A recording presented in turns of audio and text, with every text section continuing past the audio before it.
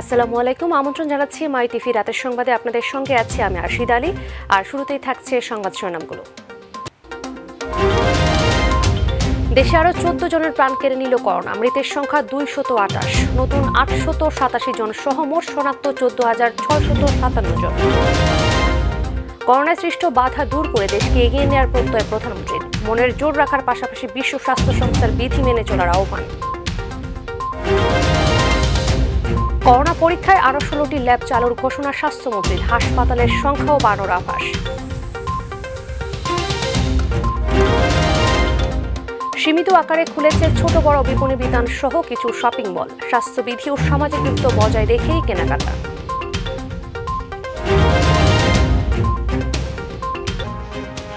এতক্ষণ বলছিলাম সংবাদ শিরোনামগুলো, এবারে বিস্তারিত।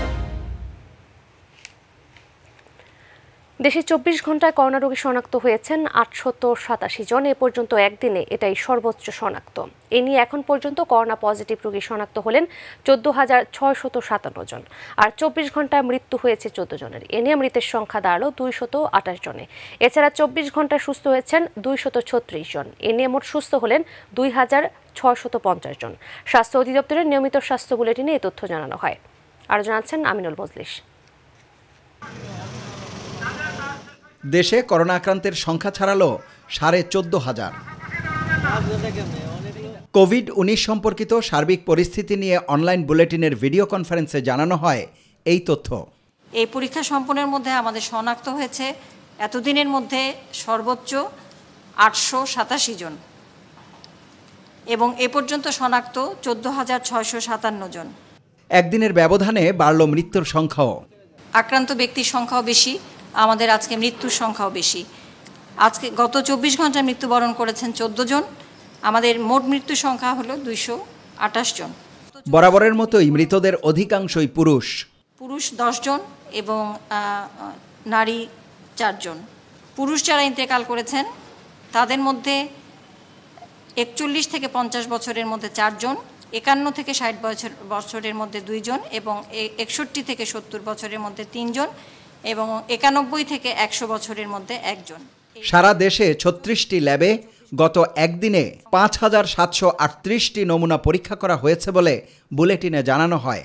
গত 24 ঘন্টায় নমুনা সংগৃহীত হয়েছে 5,642টি। 36টি ল্যাব এখন পর্যন্ত চলমান আছে এবং এই 36টি ল্যাবেই এই পরীক্ষাগুলো সম্পন্ন হয়েছে। আমিনুল মজলিস, মাই টিভি, ঢাকা। করোনা ভাইরাসের কারণে যে বাধা এসেছে তা দূর করে আগামীতে দেশকে এগিয়ে নেওয়ার দৃঢ় প্রত্যয় ব্যক্ত করেছেন প্রধানমন্ত্রী শেখ হাসিনা। তিনি বলেন, যে কোনো অসুখ বিসুখে মনের জোর রাখতে হবে। একই সাথে বিশ্ব স্বাস্থ্য সংস্থার বিধি মেনে চলার আহ্বান জানান তিনি। ভিডিও কনফারেন্সের মাধ্যমে প্রধানমন্ত্রীর ত্রাণ ও কল্যাণ তহবিলে অনুদান প্রদান অনুষ্ঠানে যোগ দিয়ে এসব কথা বলেন শেখ হাসিনা। অনুষ্ঠানে প্রধানমন্ত্রীর মুখ্য সচিবের হাতে অনুদান তুলে দেন মন্ত্রণালয় ও সংস্থার প্রতিনিধিরা।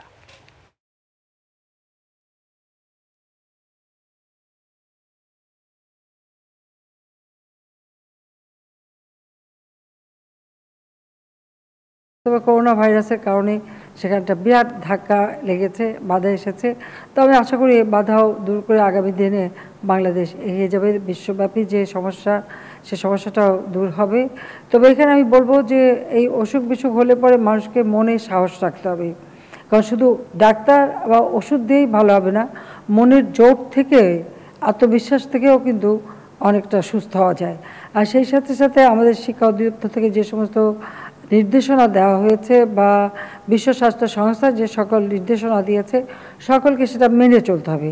সেটা মেনে চলতে হলে পারলেই কিন্তু এবং পরিষ্কার পরিচ্ছন্ন থাকা এবং নিজেকে সুরক্ষিত রাখা, কোনো বড় জায়গায় না মানা, একসাথে না হওয়া, এগুলির মাধ্যমে সংক্রামিত যাতে না হয় সেদিকে দৃষ্টি দেওয়া। দর্শক, আমরা এখন চলে যাচ্ছি আমাদের অপর একটি স্টুডিওতে। সেখানে আমরা জানবো দেশ বিদেশের করোনার সর্বশেষ পরিস্থিতি। সেখানে রয়েছেন আমাদের সহকর্মী মোবাল্লিক করিম। মোবাল্লিক, আশা করি আপনি আমাকে শুনতে পাচ্ছেন। তো মোবাল্লিক, আমাদেরকে জানাবেন দেশ এবং দেশের বাইরে করোনার সর্বশেষ কি তথ্য আছে আপনার কাছে? ধন্যবাদ আরশিদা। দেশে করোনা ভাইরাসে যে গত 24 ঘন্টায় যে 14 জন প্রাণ হারিয়েছেন, এদের মধ্যে 9 জনই কিন্তু 50 ঊর্ধ্ব এবং একজন মারা গেছেন যার বয়স প্রায় 90 ঊর্ধ্ব। দেশে এখন পর্যন্ত যে মৃত্যু হয়েছে যতজনের করোনা ভাইরাসের কারণে, তাদের মধ্যে দেখা গেছে কিন্তু বেশিরভাগ কিন্তু ছিলেন 50 ঊর্ধ্ব, যেটা অন্য দেশে কিন্তু 60 ঊর্ধ্বদের সংখ্যা বেশি ছিল। সেই তুলনায় বাংলাদেশে কিন্তু মৃত্যুর হারটা কম বয়সে দিয়ে কিন্তু অনেকটা দেখা দিয়েছে, যেটা অনেকটা ঝুঁকির কারণ। এখন পর্যন্ত বিশ্ব স্বাস্থ্য সংস্থা কিন্তু বাংলাদেশে যেভাবে করোনা ভাইরাসে আক্রান্ত সংখ্যাটা ছড়াচ্ছে, তাই কিন্তু তারা বলছে না যে কমিউনিটি ট্রান্সমিশন, তারা বলছে এটাকে ক্লাস্টার অফ কেসেস, মানে গুচ্ছ হিসেবে তারা দেখাচ্ছে। কারণ হিসেবে তারা বলছে যে যেহেতু নারায়ণগঞ্জে কিন্তু 4র্থ স্টেজে করোনা ভাইরাস ছড়ালেও বাংলাদেশে সব জায়গায় এমনভাবে ছড়ায়নি, বাংলাদেশে বেশ কিছু জায়গাতে এটা কিন্তু 2য় বা 3য় ধাপে রয়েছে।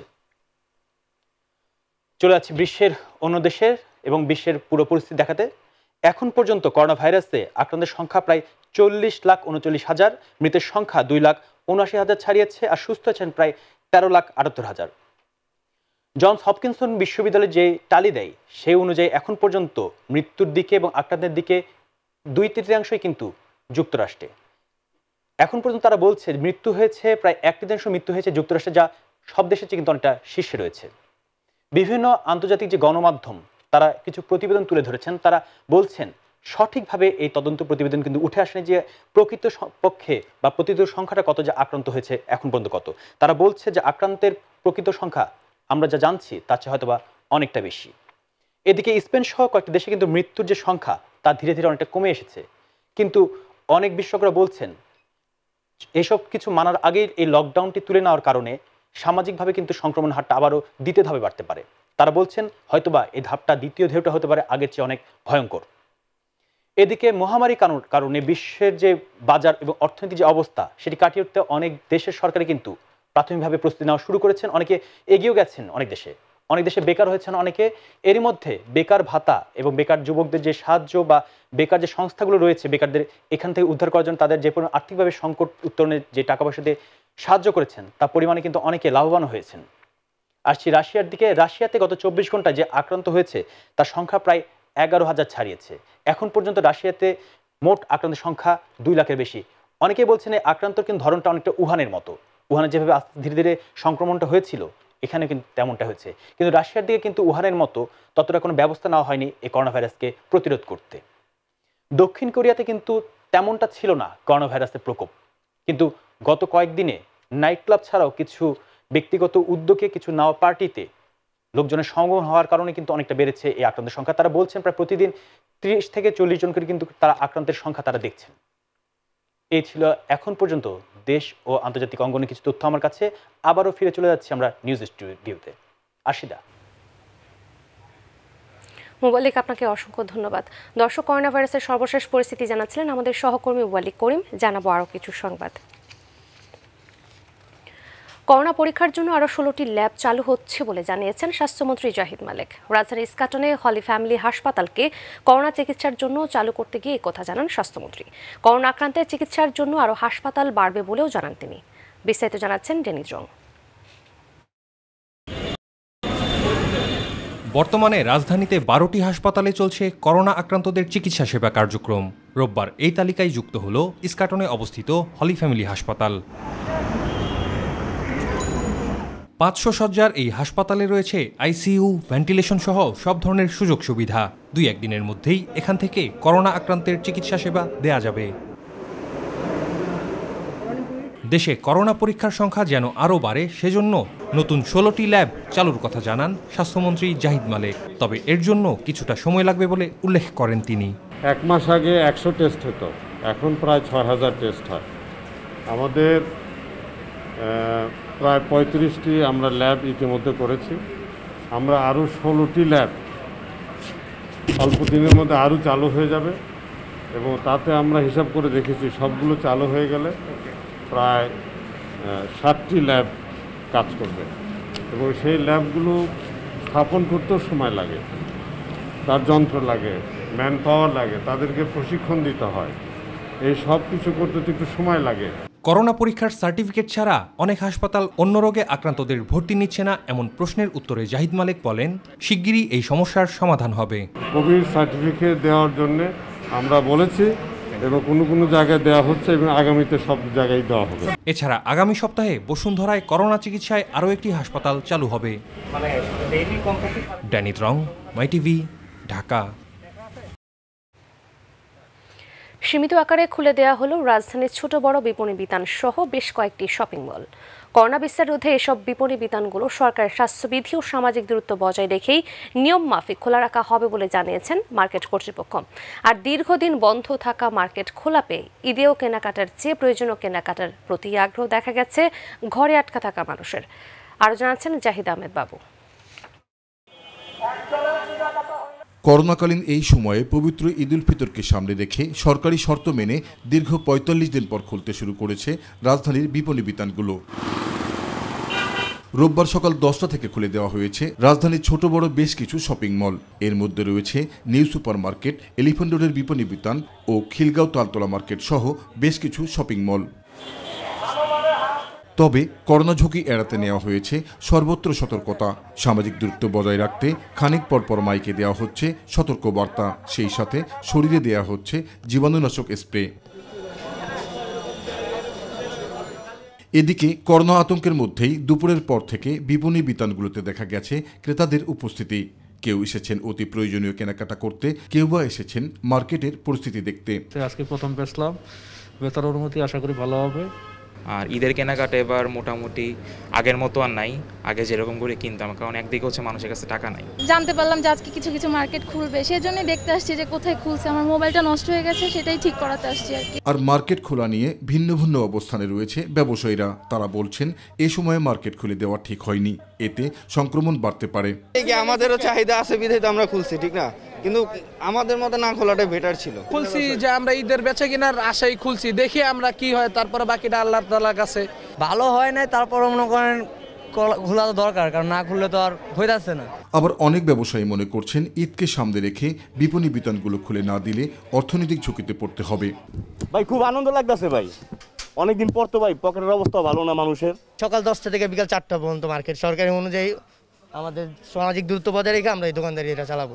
তবে আতঙ্ক ও ঝুঁকির কারণে বেশিরভাগ ক্রেতা এবার ঈদ কেনাকাটায় আগ্রহী নন বলে মনে করছেন কেউ কেউ। ইলেকট্রনিক গ্যাজেট যেটা আমি সবসময় ইউজ করি সেটা আমার জন্য জরুরি, কিন্তু কাপড় কেনা ঈদের জন্য সেটা জরুরি না। সামাজিক দূরত্ব নিশ্চিত করতে ও পরিস্থিতি স্বাভাবিক রাখতে সকাল থেকে এসব মার্কেট এলাকায় সতর্ক অবস্থান থাকে আইন শৃঙ্খলা বাহিনী। জাহিদ আহমেদ বাবু, মাই টিভি, ঢাকা। করোনা ভাইরাসের প্রাদুর্ভাবের শুরু থেকে অধিকাংশ ডায়াগনস্টিক সেন্টার বন্ধ রয়েছে। করোনার বাইরে অন্যান্য শারীরিক সমস্যার জন্য এখন ডায়াগনস্টিক সেন্টারে পরীক্ষা নিরীক্ষা করানো যাচ্ছে না, নেওয়া যাচ্ছে না চিকিৎসকের পরামর্শ। ডায়াগনস্টিক সেন্টারগুলোতে বসছেন না অধিকাংশ চিকিৎসক, আর এসব প্রতিষ্ঠানের কর্তৃপক্ষ বন্ধ করে রাখছে অনেক কার্যক্রম। বিস্তারিত সাইদুর রহমান আবিরের রিপোর্ট। বিশেষজ্ঞ ও দক্ষ চিকিৎসক আছেন, উন্নত ও আধুনিক মানের মেশিন দিয়ে করানো হয় পরীক্ষা নিরীক্ষা, এবং আছে শারীরিক বিভিন্ন পরীক্ষা নিরীক্ষার মূল্যের উপর আকর্ষণীয় ডিসকাউন্ট। রাজধানীর অলিতে গলিতে গড়ে ওঠা বিভিন্ন ডায়াগনস্টিক সেন্টারে এসব সুবিধার স্লোগান শোনা যেত। করোনা ভাইরাস শুরুর পর থেকেই কোথায় সেসব ডায়াগনস্টিক সেন্টার, কোথায় তাদের অফার, এবার দেখাতে চাই এমন কয়েকটি ডায়াগনস্টিকের চিত্র। ডিজিল্যাব মেডিকেল সার্ভিসেস, মিরপুর 10। রোগী, চিকিৎসক এবং পরীক্ষা নিরীক্ষার কার্যক্রমে জমজমাট থাকে এই ডায়াগনস্টিক সেন্টার। করোনা ভাইরাসের এই সময় মানুষকে সেবা না দিয়ে অনেকটাই গুটিয়ে রেখেছে ডিজিল্যাব।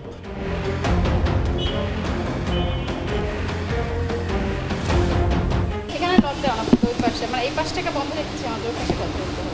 হ্যাঁ সীমিত, হ্যাঁ ডক্টর এই আপনি আমাদের ম্যানেজমেন্ট আছে, ওরা কথা বলেন।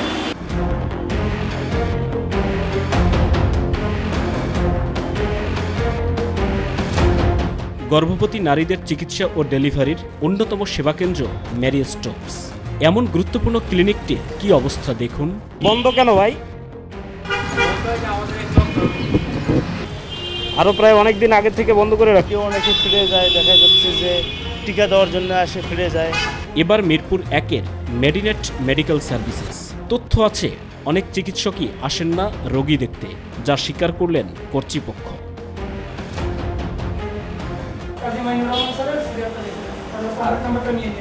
এখন এই জরুরি অবস্থার পরিপ্রেক্ষিতে আসতে পারছেন না, বিভিন্ন ডাক্তার হোম কোয়ারেন্টাইনে আছেন তারা।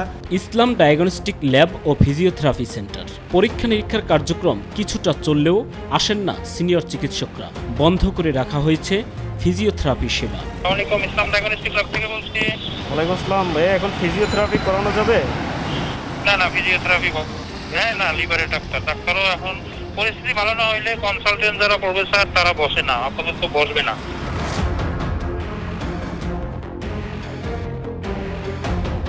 চিকিৎসকরা সবাই আসছেন না, আমাদেরকে একদম মনে করেন যাদেরকে সাপোর্ট দিতে হচ্ছে, যারা রিকোয়েস্ট করতেছে অন করলে আমরা ওইসব পেশেন্টদেরকে দেখছি। ফিজিওথেরাপি আমাদের অন নেই, ফিজিওথেরাপি আমাদের অফ, অনেকগুলো সেক্টরই আমাদের অফ। বিশ্বব্যাপী এই দুর্যোগের সময় মানুষকে সেবা না দিয়ে যারা ডায়াগনস্টিক সেন্টার বন্ধ করে রেখেছে তাদের বিষয়ে ব্যবস্থা নেওয়ার কথা জানান স্বাস্থ্য অধিদপ্তর। যারা এখন অনেক হাসপাতাল এবং ডায়াগনস্টিক সেন্টার বন্ধ করে রেখেছে, কোনো ধরনের কোনো চিকিৎসা দিচ্ছে না এই করোনার ভয়ে, তাদের বিরুদ্ধে কোনো ব্যবস্থা নেবেন কিনা বা তাদের বিষয়টি আপনারা কিভাবে দেখছেন? হ্যাঁ, আমরা এটা মন্ত্রণালয়ের কাছে আমরা সিদ্ধান্ত চাচ্ছি এটার জন্য আমরা কি করতে পারি, এটা নিয়ে আমরা কাজ করতেছি, এটা প্রসেসে আছে বিষয়টা। সাইদুর রহমান আবির, মাই টিভি, ঢাকা। এবারে করোনায় করণীয়।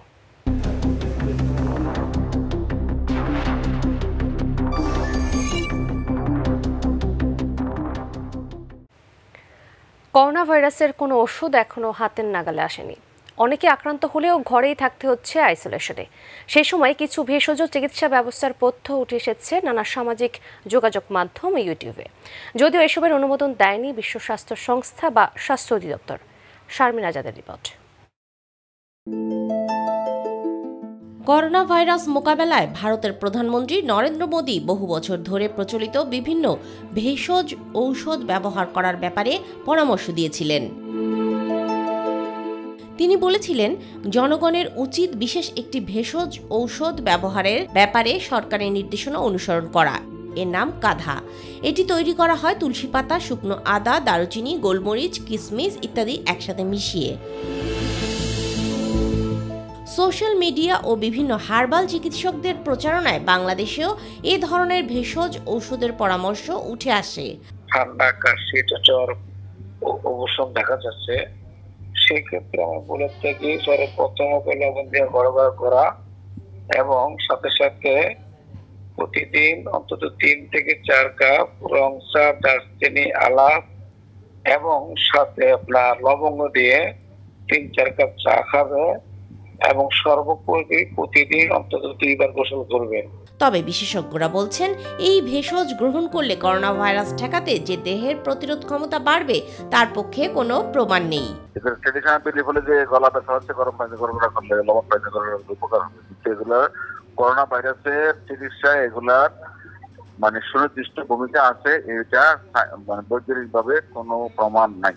ভারতে আয়ুর্বেদী, যোগা অ্যান্ড ন্যাচুরোপ্যাথি, ইউনানি, সিদ্ধা এবং হোমিওপ্যাথি মন্ত্রণালয় এ ধরনের প্রচলিত ভেষজ চিকিৎসার ব্যাপারে লোকজনকে উৎসাহিত করার চেষ্টা করছে। এসব চিকিৎসা পদ্ধতির তালিকা তুলে ধরে তারা দাবি করছে যে এগুলো মানুষের শরীরের রোগ প্রতিরোধ ক্ষমতা বৃদ্ধি করে। শারমিন আজাদ, মাই টিভি, ঢাকা। আওয়ামী লীগের সাধারণ সম্পাদক ওবায়দুল কাদের বলেছেন, সমালোচনার নামে রাজনৈতিক এজেন্ডা বাস্তবায়নের হীন কৌশল অবলম্বন করছে বিএনপি। সকালে সরকারি বাসভবনে এক ব্রিফিংয়ে তিনি এ মন্তব্য করেন। তিনি বলেন, করোনা সংকটকালে বিএনপি মহাসচিবের বক্তব্য রাজনৈতিক সমাজে বিভ্রান্তি সৃষ্টি করছে। ত্রাণ বিতরণে অসচ্ছ কিছু হলে সেটি টুইস্ট করে রাজনৈতিক প্রপাগান্ডা প্রচার করা অপরাধের শামিল বলেও মন্তব্য করেন ওবায়দুল কাদের। মানিকলাল ঘোষের রিপোর্ট।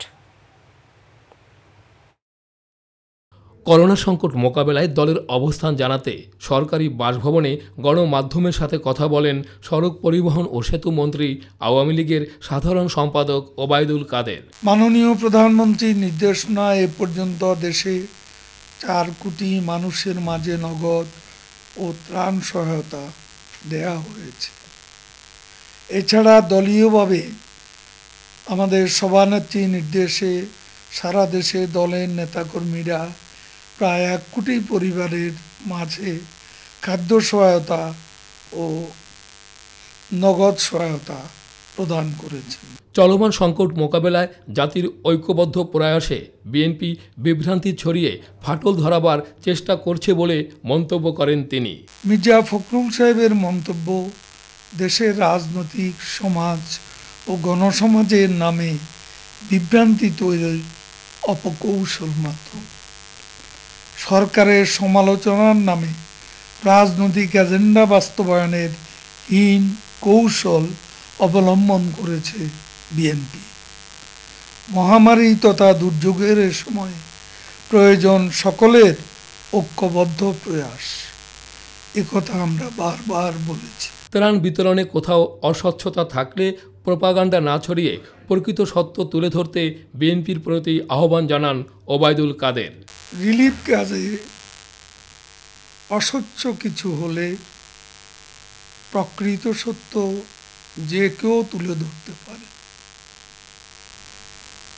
কিন্তু সেটিকে টুইস্ট করে রাজনৈতিক প্রোপাগান্ডা হিসাবে প্রচার করাটা নিশ্চয়ই অপরাধের সামিল।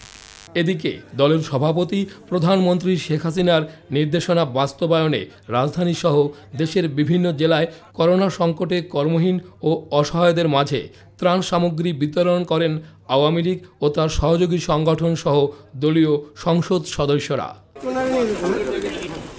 মানিক লাল ঘোষ, মাই টিভি। করোনার কারণে গোটা দেশই বন্ধ রয়েছে সব শিক্ষা প্রতিষ্ঠান। স্বাধীনতা উত্তর বাংলাদেশে দীর্ঘমেয়াদী এমন বন্ধের কবলে আর কখনোই পড়েনি দেশের শিক্ষা ব্যবস্থা। ফলে সন্তানদের ভবিষ্যৎ নিয়ে চিন্তিত অভিভাবকরা। আর শিক্ষকরা বলছেন অনলাইনের মাধ্যমে কিছুটা হলেও পাঠদানের চেষ্টা চালাচ্ছেন তারা। কুমিল্লা প্রতিনিধি মোহাম্মদ সাইফুদ্দিন রনি ও রংপুর প্রতিনিধি আয়েশা সিদ্দিকে আসার তথ্যচিত্রে আরও জানাচ্ছেন নূর মোহাম্মদ। যে আঙিনা কদিন আগেও ছিল শিক্ষার্থীদের পদচারণায় মুখর, ব্যস্ততার কমতি ছিল না ক্লাস পরীক্ষার, সেই চিত্রকে একেবারেই পাল্টে দিয়েছে প্রাণঘাতী করোনা ভাইরাস।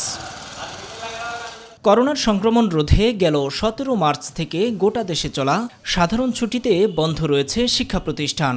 এতে থমকে গেছে শিক্ষার্থীদের পড়াশোনার গতিও। লেখাপড়াও করি, পাশাপাশি আমি খেলাধুলাও করি। সকালে আমি সংসদ চ্যানেলে আমার ক্লাস দেখি, কারণ যদি আমরা স্কুলে পড়তাম তাহলে আমরা টিচারকে জিজ্ঞাসা করতাম, স্যার আমরা এই জায়গাটা বুঝতে পারতেছি না। কুমিল্লায় শিক্ষার্থীদের বইমুখী করতে চেষ্টার অন্ত না থাকলেও শিক্ষা প্রতিষ্ঠানের প্রয়োজনীয়তা যে কতটা নিত্যদিন তা অনুভব করছেন অভিভাবকরা। যেহেতু স্কুল বন্ধ, পড়ারও চাপ নেই, যতই বাসায় মা হিসেবে অভিভাবক হিসেবে বলি যে পড়ো, কিন্তু তেমন একটা পড়ার অগ্রগতি হচ্ছে না। এখন তো পড়ানোই যাচ্ছে না, পড়া নাই, পরীক্ষা নাই, এটা নিয়েই থাকে। শিক্ষকরা বলছেন ক্ষতি পুষিয়ে নিতে ক্লাস নেওয়া হচ্ছে অনলাইনে। সেই সঙ্গে সংসদ টিভির মাধ্যমেও পাঠদানের উদ্যোগ নিয়েছে সরকার। 50টা বাচ্চা একটা টিচারকে দিয়েছি। সফটওয়্যার ব্যবহার করে অনলাইন শ্রেণী কার্যক্রম পরিচালনা করছি। যদিও নানা সীমাবদ্ধতা উঠে আসছে অনলাইন প্রক্রিয়ায়। অনেক ইম্পর্টেন্ট বিষয় কিন্তু আমরা বুঝতে পারছি না। সকল শিক্ষার্থী এই প্রক্রিয়া অন্তর্ভুক্ত হতে পারছে না। মোবাইল কোম্পানিগুলি যে ডাটা, সে ডাটা এতটাই স্লো যে একটা ক্লাস সম্পূর্ণভাবে তার দেখা শিক্ষার্থীর জন্য কষ্ট হয়ে যায়। বা ডাবল শিফটে ক্লাস নিয়ে যেন তাদের ক্ষতিটা পুষিয়ে দেওয়া যায়, সেই প্রচেষ্টাও নেওয়া হবে। এদিকে প্রতিষ্ঠান বন্ধ থাকায় রংপুরের শিক্ষার্থীদেরও সময় কাটছে নানাভাবে। করোনায় আমাদের স্কুল বন্ধ থাকায় আমাদের লেখাপড়া হচ্ছে না, পরীক্ষার জন্য ভালোভাবে প্রিপারেশন নিতে পারতেছি না। অভিভাবকরা বাসাবাড়িতে চেষ্টা চালালেও থেকেই যাচ্ছে শিক্ষা প্রতিষ্ঠানে সরাসরি পাঠদানের অভাব। পড়াশোনা তো হচ্ছে না, বাড়িতে বসে যে পড়াগুলো জানা ছিল সেগুলো তারা ভুলে যাচ্ছে। আমরা প্রতিদিন একজন করে শিক্ষক, কমপক্ষে 5 জন শিক্ষার্থীর সঙ্গে তাদের যোগাযোগ করতেছি। এদিকে 1 এপ্রিল থেকে শুরু হওয়ার কথা থাকলেও করোনার সংক্রমণের ঝুঁকি এড়াতে স্থগিত রয়েছে এবারের এইচএসসি ও সমমানের পরীক্ষা। নূর মোহাম্মদ, মাই টিভি নিউজ ডেস্ক। দর্শক ধন্যবাদ সাথে থাকার জন্য। আমাদের পরবর্তী সংবাদ রাত 9:30 দেখার আমন্ত্রণ জানিয়ে বিদায় নিচ্ছি আমি আরশিদ আলী। প্রিয় দর্শক, করোনা সংক্রমণ হতে সবাই ঘরে থাকুন, নিরাপদে থাকুন। আল্লাহ হাফেজ।